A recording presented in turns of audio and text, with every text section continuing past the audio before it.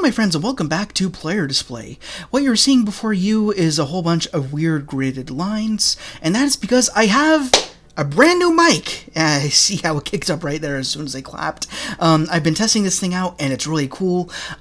So I wanted to do a very quick PODguy podcast just to test out my mic and see how it functions. And so far it seems like it's doing a pretty damn good job. So let me go ahead, tuck that out of the way. You would have laughed or cried at my old setup. I used to be using my phone suspended on a tripod and using the mic feature on that. And then after which I would have to sync the audio track to my video feed.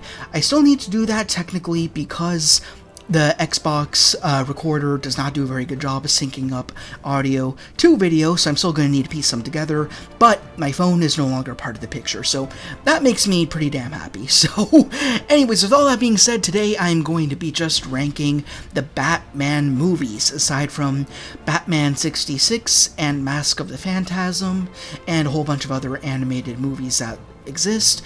We're just talking about the better-known theatrically released Batman films, and I'm going to be ranking them solely on preference alone because, as I always say, objective lists are very boring. They usually are exactly the same, and if we were doing this thing objectively, then my top subjective pick would be at the very bottom, probably, and that just wouldn't feel right. So I want to have fun with these lists. I want to do things based on my own personal opinions, so maybe I can shed light onto a film for you that perhaps you don't enjoy as much, but then you're talking to someone like me who does happen to enjoy them. So let's give that a shot and just see how it goes. So anyways, here we are with our Batman films. Looks like we got 3, 6, 8 to talk about. This will be a shorter podcast, not going to take as long, maybe half an hour or so, and I'm also very hungry, so I'm going to cop out for dinner at one point or another. But anyways, here we are with our movies.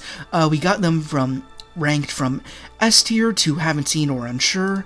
I have seen all of them, so I'm just going to give that an F tier. Although, I'll be honest, I don't believe that any of the Batman movies have been a flat-out F tier. I just don't feel like that is correct. I feel like all of them bring something new to the table. I'd give something an F tier if I feel like it's an outward offense towards the IP that it's addressing. For example, Last Jedi, which we talked about before when we were talking about Star Wars. But as for all the Batman movies that I've seen, I got my favorites, I've got my least favorites, but all of them do something valuable. So that being said, let's start off with Batman 1989. Obviously, this is the one that really made Batman cool for the first time. Before that, we had the Adam West Batman, who is still very near and dear to my heart, but this is the first time where you saw a much more edgy and, of course, gothic take on this character and on all of Gotham. It made things very seedy and very disturbing and dark and grim, and that's why this movie worked so well. But that being said, in terms of a story standpoint, when we're looking at all the other movies that we're about to talk about, it kept the story very, very simple and baseline, and honestly, I think that's okay. This is the movie that kind of brought back interest in the superhero genre when it comes to bringing things back to the big screen. Like, I guess when Superman happened with Christopher Reeve, of course it was a smash hit, but I feel like people didn't take it quite seriously enough because I suppose it was more on the campy side, and, I love camp and all that, but people didn't take superhero films seriously enough in terms of them being a dramatic piece, in terms of being a little bit more dark and edgy. And of course, films later on this list do a much better job than this film did, Batman 1989, but in terms of getting the ball rolling, this film did a very beautiful job. I mean, of course, it starred Michael Keaton as our first gothic Batman, and he did a spectacular job. He's probably my favorite Batman, and that's another thing. I wouldn't say that there is a perfect Batman actor. Again, they all do something very well. They all have shortcomings at the same time, but in terms of keeping things relatively balanced, I think Michael Keaton is the best Batman that we have gotten so far, at least in relation to the version of Gotham that we're in with Tim Burton and everything. I love his eccentric take on Bruce Wayne. He's not too over the top, not too laid back. He's just got a few little nervous tics in there, a little bit antisocial. But at the same time, you got your Batman, who's very stoic, very determined, and I do see that duality, something that we don't see as well with some other Batmen that we will discuss later on. So, very good Batman in this movie. And as for our rogues gallery, or rather a rogue gallery, we only have one singular villain, being Jack Nicholson's Joker, who's great. He does a very good job selling this character. Of course, the previous iteration of this character was Cesar Romero in Batman 66, and of course he did a very good job bringing all the campiness to the role. And then as for Nicholson, he pretty much paid homage to Romero, but didn't copy him. He still made him a lot more sadistic. He made him seem much more threatening. I mean, his plot was, I guess, a combination of just causing genocide within the city, while at the same time exposing Gotham's greed by raining money onto the city, and showing just how depraved and scattering all of the Gothamites are. He wants to show just how rat-like everybody is. I suppose that's kind of his scheme. To show how expendable everyone is, how susceptible they are to merchandising with the new Joker products and his makeup and his soap and all that, or whatever it is that he was trying to spin to everyone. But yeah, again, it's a very simple plot. You have Batman, you got Vicky Vale, of course, and they have a little bit of a romance somewhat. Wish they would have delved a little more into that. That was a little bit too cut and dry for me, but it was really just about Batman and Joker, and I feel like this film overall did a very solid job. I wouldn't say it is as monumental as all the other films. I mean, it was monumental in that it pioneered the more edgy superhero film. But in terms of leveling things up on a dramatic standpoint, we have seen better examples of that. But within this little bucket that we had at the time, being that we just had Christopher Reeve's Superman, and then we suddenly had this Batman, it did a very excellent job for its time. So I feel like it's okay that I give this film an A. I mean, anything before this was either on par or not quite as strong, but this one set the bar pretty high for its time, so I love this movie a lot, and honestly, there's no real reason to knock it. I don't see any reason why you could. I mean, it's very simple, it's very charming, and that's enough. You don't need a whole ton more than that. So now we move on to 1992, I believe, if I'm correct.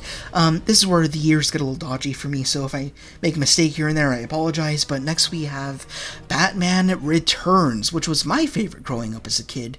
No longer anymore. I have more mature preferences these days, and that's totally out the window once we get to Batman and Robin. But Batman Returns, it hasn't aged particularly well for me. I mean, it's got really good elements to it, but I feel like the sum is not quite as great as its parts. I mean, baseline, what we get is 3 characters who each get a new lease on life in some way, and the way they go about using this new persona they have is what allows them to play off of each other in a very unique way. I mean, first of all, we have Batman. Batman existed before Catwoman, existed before Penguin, at least in this Tim Burton, Michael Keaton canon that we have. Batman is already, even by Batman 89, he's a pretty well-seasoned vigilante. He knows what it's like to live a double life. He understands what it is to be oppressed, seen as a villain, an outcast, but at the same time, at the end of the day, he knows what is the right thing to do, and that is to defend the people of Gotham. Meanwhile, we have Selina Kyle, who, similarly to Batman, is getting her very first origin story. Of course, she's pushed out the window by Max Schreck, and of course, very controversially, she's bitten up by some cats, and that gives her her new cat persona. That's what turns her into Catwoman. And she is a total loose cannon. You don't know what she's trying to do next. She doesn't really have a scheme in mind. She's just sheerly causing mischief for the sake of exploring this whole new lease on life that she has. But she's not really trying to save anyone. She's not really trying to get revenge just yet. Until, of course, Penguin does her dirty and everything. That she starts having a romance with Batman. So, yeah. Anyways, it's just really interesting to see this character so fresh, so new as a superhero slash villain. Really neither at this point. Just this rogue element going out into the city, seeing how she can flex this new persona of hers, and that's what makes her a very interesting character. But lastly, of course, we have Penguin, played very wonderfully by Danny DeVito. He was an outcast since birth. He was born with some sort of mutation that made him seem very penguin-like, and as a result of that, he grew up in the sewers and was raised by a circus family. It seems like one thing this film is trying to imply but doesn't directly assert is that there was a build-up carnival or circus or something, and it got ran down, and perhaps the employees got laid off, and I guess eventually they discovered the penguin with the penguins, the actual penguins, and took them into his care. Then he'd grow up to lead them, or something like that. I don't know. That's my critique about this film. It's not the most sturdy when it comes to the foundations for these two new characters. Well, at least for the Penguin. I feel like for Catwoman, she was a lot more well-defined. She was kind of just a secretary, kind of just everyone's punching bag. No one took her seriously. Her mother was a total nag. She had no love in her life. She lived in a scummy apartment, and all her only friends were cats and stuffed animals until, of course, she got bit, and then she pretty much just went off and did her own thing. So yeah, that's a strength of this film, that it has 3 individual character studies, and it's really interesting to see how all these characters interact with each other. Like, at first, Catwoman and Penguin wanted to destroy Batman because they feel as though he is impeding their individual schemes of self-actuality. So that's very good. But at the same time, you've got these 3 storylines going on at the same time, and because of that, it takes away focus from each of the 3, I feel like, personally. So it gets a little bit lost there, but that being said, it's a fun film. It's enjoyable to watch. All 3 actors do a spectacular job. They're all very captivating. Though I guess Penguin's a little bit disgusting to watch at times. But it's a fun film, and that's really enough for me. Would I say it's as strong as Batman 89, though? I would say not, simply because this film its strength and its weakness is that it tries being bigger and better. Bigger, certainly, but better? Honestly, I'm really split on it, because it tries doing a lot more complex things story-wise, which is great, but let me check my audio, just be sure it's still going. It is very good. So it's more complex story-wise, but the problem is it tries getting too complex. As too many characters, it keeps hopping from one to the other, and then it gets a little bit lost in that. So I really appreciate what it's attempting to do, but it ultimately muddies itself up a little bit. So I'm going to give it, I'd say, a B tier. It's still a fun watch. I enjoy watching it. Hasn't aged particularly well for me, but it's still fun. Now we move on to Batman Forever. Finally, we move into the Joel Schumacher universe, which is my personal favorite. I know it's the most divisive of all of them, but for me, this is where I feel the most at home, at least at this stage of my life. I rewatched Batman Forever recently to reevaluate it, and honestly, I like this film a lot more now. It took me a while to warm up to it. Like, as a kid, I was a pretty casual watch. I watched it a little bit later on in adult life, and I didn't love it particularly as much. But I rewatched it again with keener eyes, and this film is a little bit smarter than it lets on, I will be honest. First things first, Val Kilmer. There was a time where I would have said he is my least favorite Batman. That is no longer the case. I think his Batman is one of the best Batman portrayals that we've seen in these movies. As for his Bruce Wayne, though, he feels very bored, his acting's very dry, so excuse me, I've got very split opinions on Val Kilmer when he's portraying Batman, and in that respect, Bruce Wayne. I feel like one is a lot stronger than the other. As for other characters here, we have, of course, Chase Meridian, who's probably one of my favorite love interests for Batman. I mean, I guess it's a little bit creepy because she's, like, got this psychology degree and she's trying to deep probe into his head and everything, but at the same time, it's interesting. She, like, challenges him, forces him to go back into his own memories, into his own PTSD. I joke about it a lot on this channel, but how he's so obsessed with the book and remembering his father and things of that nature, but just the fact that she's forcing him to reflect is a really interesting concept. So in that way, she's one of the better love interests for him, because she contests him to look back at himself, which is something we don't really get a whole lot of in the Tim Burton movies. Maybe a little bit more in Batman Returns, but definitely not in Batman 89. It's not a very reflective film. But in Batman Forever, I think this is the first time where you see Batman, at least a little bit, perhaps not quite to the capacity that we prefer, trying to look back and understand himself. Understand what this division between Batman and Bruce Wayne is supposed to mean. So that's really interesting. Then we get to, where do we go from here? Again, there's a lot more characters now. We get Chris O'Donnell's Robin, who I absolutely love. I think he's a very good Robin, no matter what film he's in. I actually wish we would have gotten more of him. I think he's really fascinating.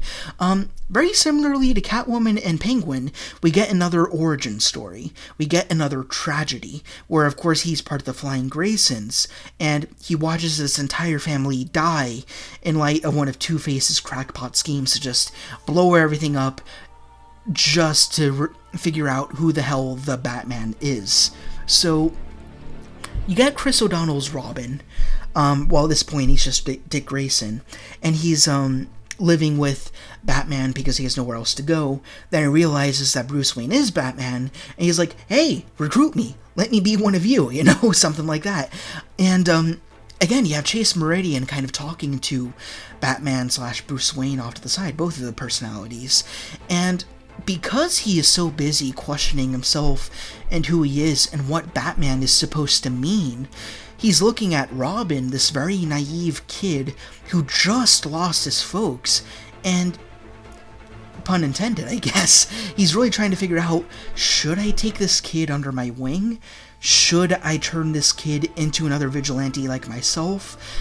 And at the same time, Robin is still very hell-bent on revenge against Two-Face, and Batman knows that it's not the best path. Like, they don't directly address that, but assuming that Val Kilmer is supposed to be Michael Keaton's Batman later on in life, maybe he has some regrets going after Joker and killing him out of spite, out of revenge, because in this universe, Joker killed his two parents. But now he's seeing Dick Grayson over here, and he's seeing him want revenge against Two-Face. And then Batman says, yes, go after Two-Face, but go after him for the right reasons. Go after him because he is a threat to the people, to Gotham. Don't go after him because he did something to you. Go after him because he is doing something bad for the city. And the last character we haven't really covered yet is the Riddler, who of course is a delight to watch. Jim Carrey, you can really never go wrong with him. He was delightful in the role. He totally can't beat him up. He made him feel very 66, which is always a good thing, at least for me. Very fun villain, but not very consequential. I've got issue with both of these villains. Like, for Two-Face, he's not a great character in him of himself. He's simply an agent of chaos, and that's about it. Like, we get a little bit of an origin story, but aside from that, he just wants to shoot people, blow things up. That's about it. And really the greatest value we get out of him is Robin's arc. Then we get to the Riddler, and in this case, we do actually get a scheme from him. We get a lot more personality from him, but at the same time, his scheme is a little bit weird. Like, he's trying to become the smartest person who's ever lived by draining the knowledge from all the people in the world through Nigma tech, but that plot doesn't really track. Like, I get it, it's a comic book movie. More specifically, it's a Schumacher movie, so it's not supposed to make a whole ton of sense. But if you drain everyone's knowledge, then you become the singularly most intelligent man in the world. I guess also with Two-Face, because he teams up with Two-Face. Then how are you going to control everybody? Because at this point, everyone's so numbed down by Nigma tech. Will they have the intellectual capacity to obey your commands and create a Riddler world? So I just don't really get his plot at all. Like, yeah, he wants to spite Bruce Wayne and all of that, and he succeeds in that realm. Like, he sells all his tech and everything and proves that he's, like, the ultra merchandiser that he is, but I don't see an end game for him, so that just doesn't make any sense to me. So honestly, I feel like the two villains are the weak point. Like, they're both fun to watch and everything, but in terms of the aim of their own game, it doesn't really get there for me. But when you have Batman, and then you have Robin, then you got Chase and Meridian, I think the three of them together are very strong. Two-Face and Riddler, they feel like placeholders to me, and I hate saying that because they're fun to watch, they just don't feel very consequential. So, anyways, let's finally slot onto this list here. I do enjoy watching this movie a lot more now that I've really thought through it. But at the same time, you look at the strengths and you're like, is there a director's cut out there? Like, I think I've heard rumors of that. I feel like if we got a really solid director's cut that was more introspective of Batman and of Robin, then maybe you have a little bit more Chase Meridian in there, then it could be a much stronger movie. But it does fall a little bit short. So, again, I think I will rank it for the same reasons why I ranked Batman Returns. I really appreciate what it's trying to do. It climbs so high, but it doesn't quite reach that point. So I will also give it a B tier. But will I put it higher than Batman Returns? Not quite, because, again, I feel like the villains are a little bit too weak. You're still not totally sure what they're trying to do. Two-Face, especially. He's just trying to kill people, and that's all. Even though the three characters in Batman Returns, their stories get a little muddy in correlation with each other, at least you know what they're each trying to do. Batman's trying to be the hero he is. Catwoman's trying to figure out whether she's a hero or a villain. Then you have Oswald Cobblepot, who is just a straight-out villain through and through. Like, he tries dipping into getting a little bit of political control, but that's simply defeated to his own ego. Not at all to be a good person of any sort. Not at all to redeem himself. So, moving on. Again, this is where I stir the pot considerably. We have Batman and Robin. Again, this is the movie that makes me the most happy of all the Batman films. Like, even I rewatched, the original Batman quadrilogy with my dad in anticipation for the Batman, the Robert Pattinson one. And we reached Batman and Robin, and being that he was someone who grew up on the 66 Batman, he watched Batman and Robin and he said, this is the Batman film that he was waiting for. Something that did go over the top, was fully aware of its campiness, and it kind of surrendered complexity in order to favor, like, getting that Adam West vibe into it. And I loved it all the more because of that. It doesn't try too hard at being complex. It just wants to deliver a fun time. And it does such a damn good job at doing that. But despite what I just said, this is a very complex character study, and of course I'm referring to Mr. Freeze. I won't talk about him too much because we discussed him so much more when I did the Batman villain ranking, so you can go back and check that out afterwards if you wish. But he's such a fascinating character because he's not really a villain much at all, at least not at the start. All he wants to do is save one person, being his wife. He's not too sucked into the tragedy that he fell into a cryogenic chamber, and now he's forced to live in the sub-zero temperatures for the rest of his life. I don't think he gives a damn. He just cares that his wife lives. So he's going to all these museums, he's trying to loot the diamonds to power his suit to keep himself alive, so he has enough time to stretch himself far enough so he can find a cure for McGregor syndrome to save his bride. But then, of course, you have Poison Ivy being the conniving, horrible person that she's become in light of her own origins, and she sees Mr. Freeze as this potential new coming for the Earth. By using a new ice age, plants can have a new chance at life, in spite of what humans have done to the flora and fauna. So she kills Mrs. Freeze, or at least attempts to. Of course, we learn later on that Batman did save her. That's neither here nor there by this point. But she ultimately, in an attempt of bringing out the most dangerous parts of Mr. Freeze's psyche, she makes him totally unhinged. Now that he believes that his wife is dead, he wants to absolutely ravage the entire planet. And because of that character arc, or that Andy arc we get, I'm not lying, I honestly feel like he might be the best Batman villain that we've gotten in any of these movies. And then, like, to add to that thing is, like, you know, then he realizes that his wife was indeed saved, which is a little bit far-fetched, sure, but, I mean, let's just take it for the benefit of the doubt. His wife is safe. And then, this is one of the great things, then Batman says, you can resume, despite all you've done, you could resume being the man who you were, being a good scientist, being a good husband, saving your wife, discovering this cure, not just for your wife, but for the world, and for Alfred, of course. And this is the first time where we see Batman being so invested in saving one of his villains. I mean, Catwoman wasn't really a villain. She was kind of just a rogue element, kind of just doing her own thing. But for Mr. Freeze, he was a die-hard villain at one point.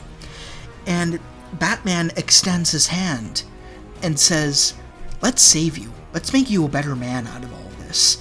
So there's really this beautiful poetic thing after these past three movies, like if you consider the Burtonverse and the Schumacherverse canon.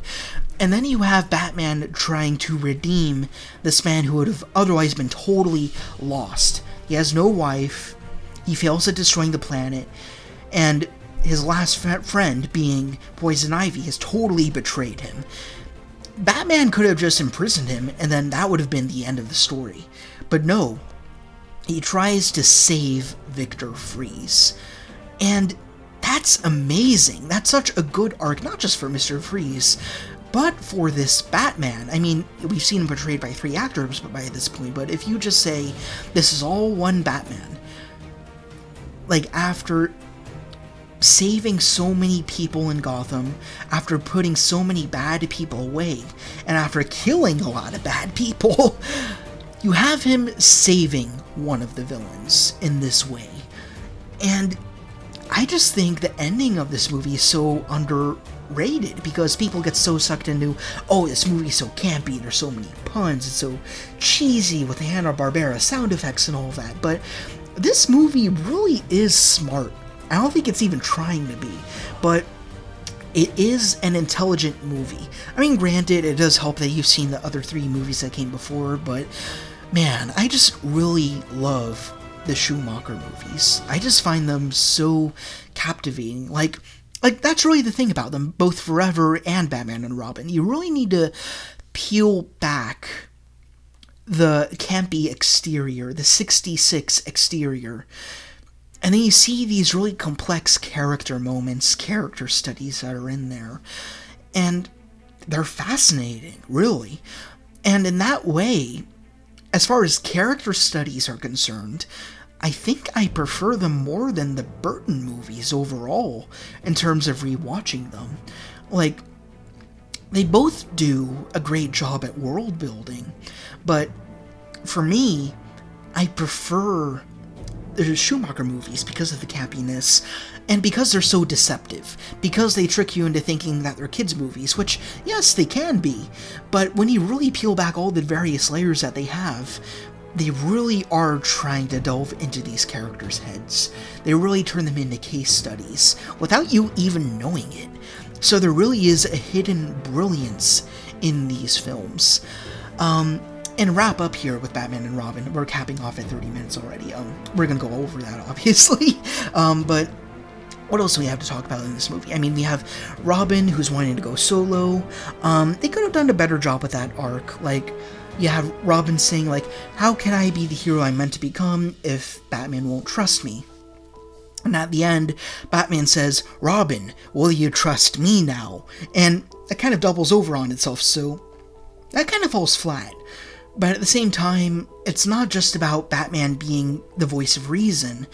It's about trusting each other as a team, being open to suggestion. So they both learn, I guess. Batman learns that he should give Robin the ability to go out solo, like confronting Poison Ivy on his own. But at the same time, Robin learns that maybe Batman is right once in a while. I mean, that kind of plays into the arc from Batman Forever. Maybe he should pull back his punches, like when he was driving down the arm of that very giant Schumacher statue, and then Batman stops him from going over the edge. And of course he shouldn't have done that, because Mr. Freeze's henchmen, they bit the dust because they went over that. So, in some cases, it is wise to listen to your elders who have been through it, who do know what's going to happen next. So that does play into the Batman Forever theme a lot. And then you have Batgirl. I liked her character. I liked her portrayal. Of course, campy as hell, as she should have been. A very good and fun character setup, but not really a whole lot of development for her. Really because they were hoping that they were going to do Batman Unchained, which would have been the third Batman Schumacher movie, which I wish we could have gotten, of course. So I would have loved to see another Schumacher movie, one third one to tie them all together, where Batgirl gets an arc, Mr. Freeze returns as a supporting character, as an informant or something like that, to help with other villains that he knows about, other scientists he knows about, but we didn't get that. Anyways, let's close out Batman and Robin here. Poison Ivy is also a great villain. Straight up villain. She is a true villain of this film, as I've discussed before. And then Teddy Bear Bane is just a lot of fun. So, again, he's a Bane, not the Bane. They were selling the super soldier serum, and it was imperfected. This Bane was not the cold and calculating Bane that could have been in the Schumacher universe. So, anyways, I think it's pretty apparent by now. I'm giving this movie an S tier. I just absolutely love Batman and Robin as a viewing experience, but in terms of characters, I just absolutely adore it so much. It ticks off every box that I want from a Batman film, so I love it a lot. These next 4 films are, of course, very, very different from these other films. Obviously, I'm not as closely tied to them, except for one of them, because I didn't grow up with them like the other 4 that we just talked about, but they all do have their own merits. So let's start off with the Christopher Nolan trilogy. I will say this straight away, I am not a Christopher Nolan guy. I think he does a very good job at creating interesting characters, choosing the right actors, creating very good ambiance, picking the right composer for the soundtrack and everything. We haven't talked about soundtracks before, but the soundtracks in all the past 4 films we talked about are awesome. I love them all, the Goldenthal and the Elfman soundtracks. Both of them are great. Back to Nolan, though. I love what he puts into the movies. I just don't love the way that he directs them. I feel like it does too much hopping back and forth between not just characters, but also time periods. Like, we're talking about Batman Begins, of course. I don't remember these 3 films very well. Not because I haven't seen them enough. I definitely have seen them enough. But they just haven't resonated with me to the point where I'm able to really deep probe them. So what we have is what we have, right? So Batman Begins, you have Batman's origin story, which is pretty neat. So you have him training alongside Ra's al Ghul, or Ra's al Ghul, everyone pronounces it differently, so do the films. And effectively, Batman wants to train to save Gotham, to become a good man, to become a savior. But where this movie loses me is Ra's al Ghul's scheme to dismantle Gotham, to destroy Gotham. And for me, that's not quite enough. Like, just destroying Gotham, that's it? Like, at least for Mr. Freeze, you understand why he's destroying Gotham. Because he lost the love of his life, because he was betrayed by Poison Ivy, because he constantly has Batman and Robin on his tail. So he's just a frustrated man. But for Ra's al Ghul, he's just doing it for the sake of doing it, and for me, that's not enough. I need more of an origin for Ra's al Ghul. He can't just simply be there. And maybe there is an origin story for him in this film, but again, I've seen it enough. I feel like if there was an interesting origin story for him, it would have been more outspoken, and I would have remembered it better. But I don't, so this is what we have to work with here. And this movie just continually keeps hopping around between in time and everything. And then we finally get Batman. And honestly, I don't love Christian Bale as Batman. As Bruce Wayne, I just can't help. I just don't like him as an actor. Like, throw Batman away for a minute here. I just don't prefer Bale as an actor. I just feel like he exudes so much of himself in everything that he does. Of course, he's a known narcissist. So going back to Batman here, I just never connected with his Batman or his Bruce Wayne at all. I feel like his Bruce Wayne's too dry, and his Batman is too over the top. And that's coming from someone who loves Schumacher, who loves Batman 66. I just feel like he got that really crazy, where is he? Where are the drugs going? And all that. And it's just too silly.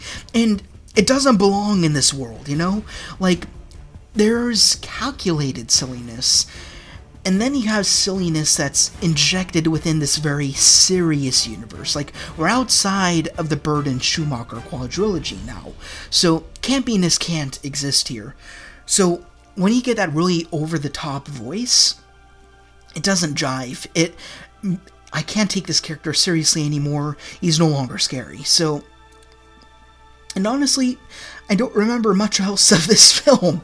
I know that Batman bests Ra's al Ghul, which is a pretty interesting ending and all that. And then he gets that literal calling card in the form of a Joker card to sort of allude to the sequel that would come out. But that's really all I get from this film. It's got redeeming qualities, so I wouldn't give it an F.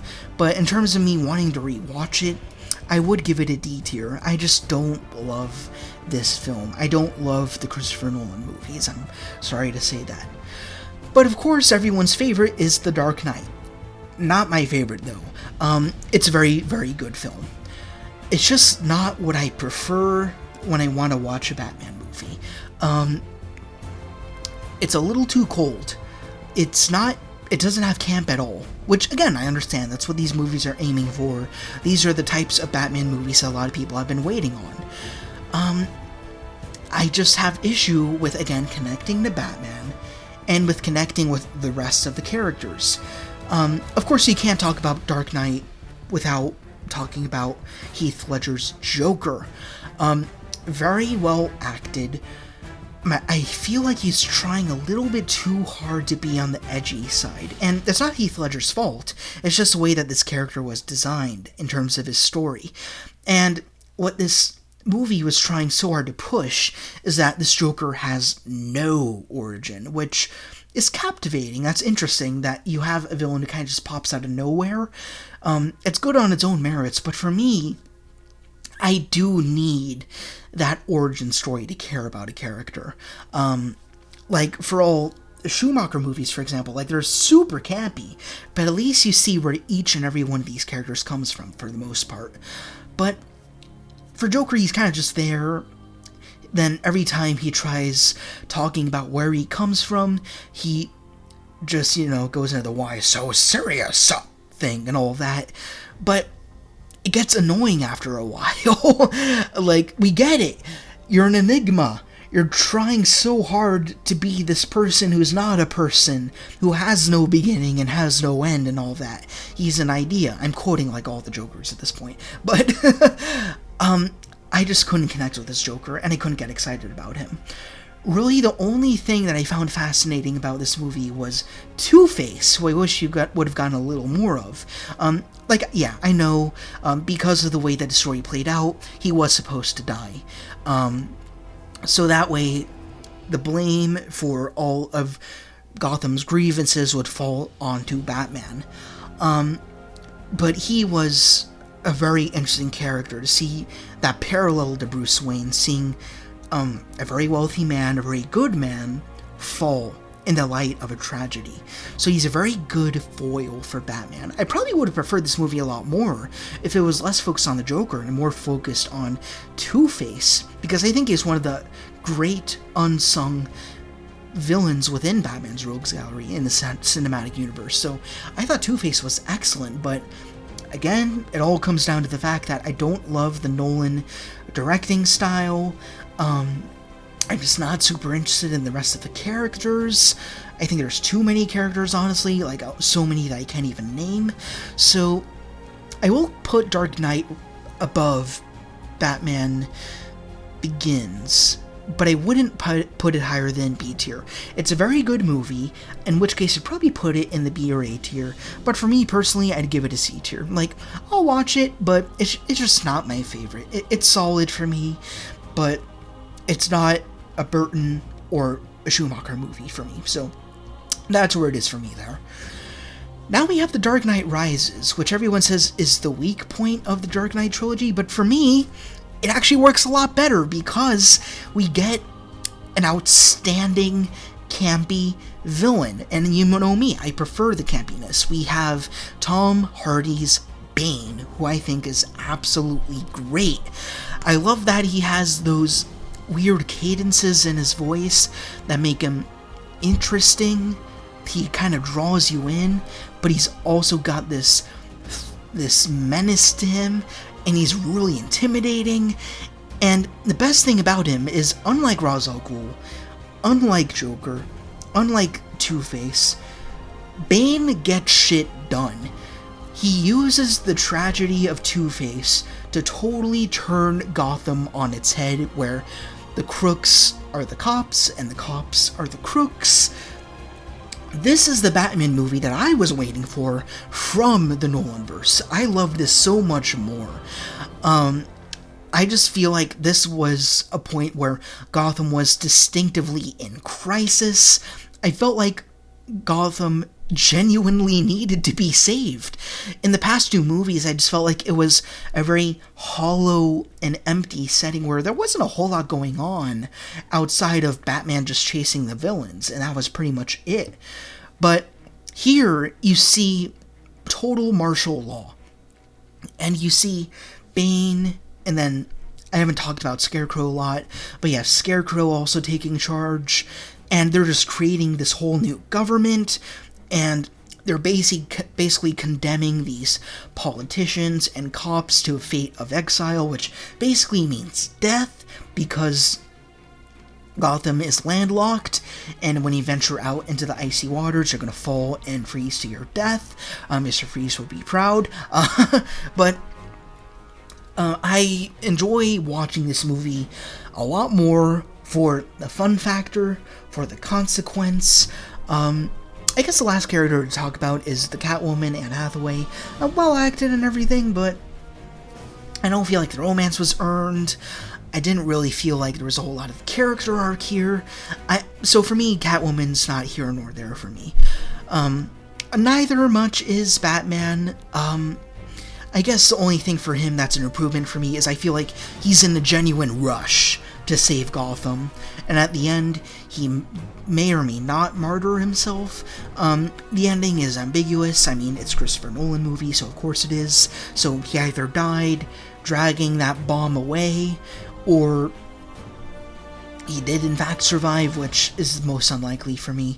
And then the Talia al Ghul, that twist was totally terrible, so I hated that a lot. It totally undermined everything that was great about Bane, so I didn't like her at all. So we get a bad character. I think this is maybe the only villain in all these movies that's outright terrible, had no reason to be there, didn't like her at all. All the other villains bring something to the table, at the very least, fun factor. So for Dark Knight Rises, I do prefer watching it more than the two films that came before it, so I will give it a B tier. But I do think I prefer it. Do I prefer it more than Forever or Returns? No, I wouldn't say so. I really do just watch this film for Bane, and for seeing Gotham fall. Those are really the only two things that I care about at the end of the day. But it is a more kinetic movie than the other Dark Knight movies, so for me, this is just a Dark Knight movie that I prefer to watch. Last but not least, we have The Batman, Matt Reeves' The Batman, and this movie was a big surprise for me. Of course, everyone into this movie dry. I mean, we had a gothic Batman, we had a campy Batman, we had a very grounded Batman in the Dark Knight trilogy. What's this movie gonna be? And for me, it was a Christopher Nolan movie atmosphere done correctly. It was done without Nolan's directing style. It played it straight. It didn't focus too much on hopping to the past over and over again. And it was fascinating. It was, again, a very good character study with the Riddler superimposed against this Batman. And this is the first time we're getting a young Batman who's just starting off. Like just a young adult at this point. Only 2 years under the cowl at this point in the game. Still trying to figure out what Batman's supposed to be. Like, he's not even Batman really at this point. He is vengeance. He's just out for revenge at this point. He's not even questioning what Batman is supposed to be. He's just out to get revenge against the city that did him wrong. He's not even thinking about, oh, why am I Batman? Why am I doing these things that I'm trying to do? Which is, again, part of the hidden brilliance of Batman Forever. But perhaps this film does a better job at that, because it doesn't have that Schumacher exterior to it. The gritty introspectiveness matches the gritty Gotham that we're presented with. And obviously, one of the most interesting things about this film is this Zodiac Killer-styled Riddler. And, of course, what makes him so fascinating is we learn that he was also an orphan. But the difference between him and Bruce Wayne is, unlike Bruce, Edward Nygma was... Well, no, Edward Nashton in this world, of course, because he's renamed. They want to keep things more grounded. He recalls these memories of growing up in these very disgusting, dilapidated, I think is the right word, and nasty and overcrowded orphanages that no one was overseeing, it's just cold and bitter, and he has absolute disgust for what Gotham does to the people that it's meant to harbor. So this ultimately becomes a game of spite, and he wants to effectively not burn Gotham to the ground, but drown it, which is kind of... I don't know how much I feel about that part, like seeing water flood into Gotham. I don't know how that would work geographically, but that's neither here nor there. His motives are clear. He's a very solid villain. But because he exists, that's the interesting thing about it. Like, we never see Riddler and Batman go in an all-out brawl or anything like that. We don't need to see one fight the other down, punch each other out, or anything like that. They never need a shooting match or anything like that. The way they're fighting is totally psychological. And I guess that could be said about the Dark Knight movies as well. But it's interesting here. Like, this is a movie that I was able to understand better because Christopher Nolan's style was not present.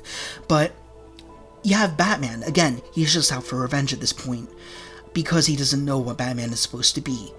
But then as he starts learning, picking up the breadcrumbs of who Riddler was and who he's becoming, he's realizing, holy crap, I could have been the Riddler. I could have had a terrible upbringing. I could have also become a villain.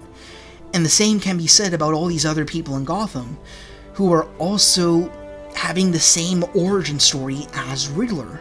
Riddler is a pioneer for these other villains who are to be born from the cesspool that is Gotham. So after the Riddler's shenanigans and everything, after he's finally apprehended and he floods the city and everything, then you see Batman in daylight, which is the first time I think we've ever seen it in any of these movies. And he's just saving people. Instead of knocking goons to the ground, instead of chasing the high-end villains or anything like that, he's just helping people. Almost like Spider-Man would, almost like Superman would. He's not just going after the bad guys. He's realizing a greater purpose for what Batman is supposed to be. And they accomplish all of that in one movie. Albeit a very long movie, but there's never really a wasted moment. I feel like every character plays their part. Like, obviously, the Riddler is the most important character here, but you have Selina Kyle, not even Catwoman, she's just Selina, and she also plays off Batman pretty well. I wish there was a little bit more depth to the relationship. I felt like the kiss was a little unearned. I didn't fully understand that. She wasn't the strongest Catwoman. I mean, she was more of an in-format. Batman was more using her as an accessory to get to the Riddler, to understand the scheme, that's right, behind Falcone and everything. So that kind of tied together. But Catwoman herself, Selina Kyle, she didn't have a whole ton of insurgency over the plot, but that being said, she was still a very good, well set up character. I'm looking very much forward to seeing how they use this iteration of Selina Kyle down the road. Maybe in Batman 2, when we get it in the next 100 years, she will be a fully fledged Catwoman. But we'll see. This is interesting.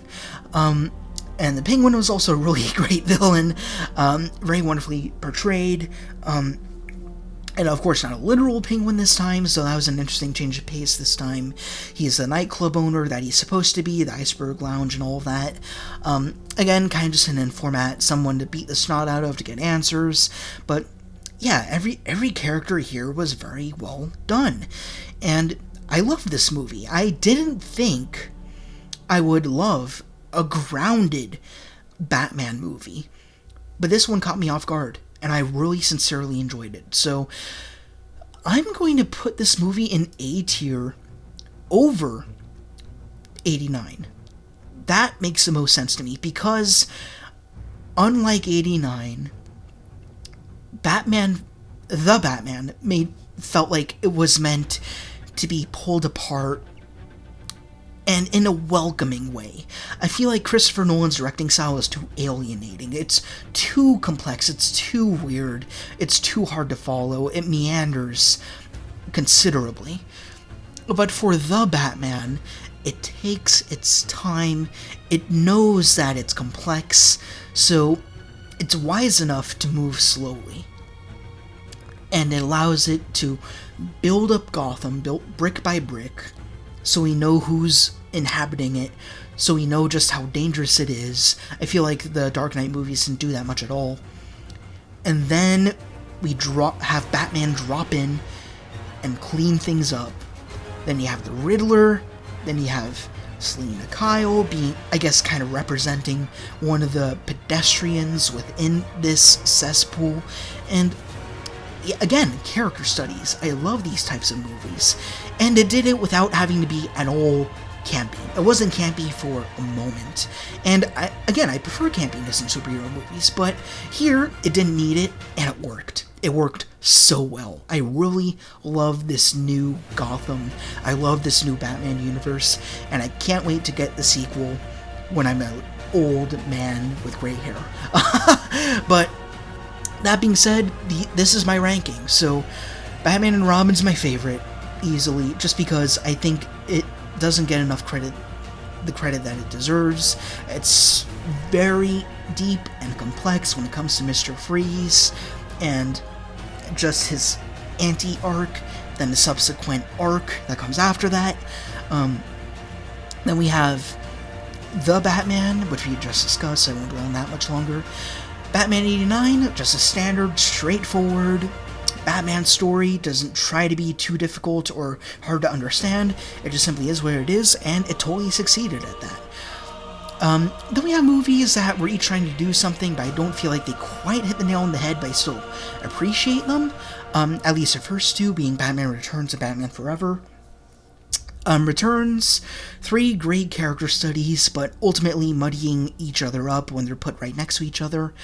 Batman Forever, very fascinating when you had Chase Meridian thrown into the mix along with Robin, and then you have Batman trying to raise a new protege who's, right on the verge between a path of revenge and a path of heroism, so that was really fascinating.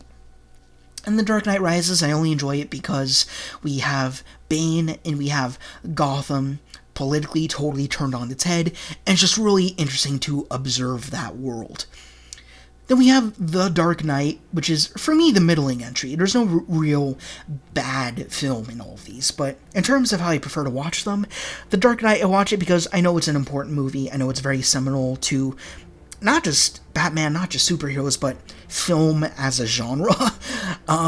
So it's worthy of being higher than D or F, even though it's not my favorite, but it's still good, and it still has its good moments. And then lastly, we had Batman Begins. For me, this just felt like the most jumping around compared to the 2 other Dark Knight movies. It just felt the hardest to watch. I just don't enjoy the movie, so that's why it's down there. But I won't give it an F because at least it is trying to set something up. Did it do a very good job at that? I might have contrasting opinions for that answer, but it is what we got, and it was a movie, so there you are. But yeah, that's my list. Let me know what you think. Do you think this is a sound, subjective list, or do you think that I'm totally batshit crazy, which is totally valid, and pun intended, of course. Let me know what your list is in the comments below. I'm very curious as to what you prefer. Like, do you prefer the Burton movies? Do you prefer the Schumacher films, or Nolan, or Reeves? I mean, again, none of them are bad. They all do something well, I think. They're all trying to do something interesting to bring to the Batman mythos, and a lot of them kind of complement each other without even trying, and I think that's very fascinating. So yeah, that's all I gotta say. So yeah, go in the comments, say whatever you want to say. Let's make this fun. So that's about all. Thank you very much for listening or watching, or however you chose to approach this PODguy podcast. Yeah, rock on, and I will see you all later.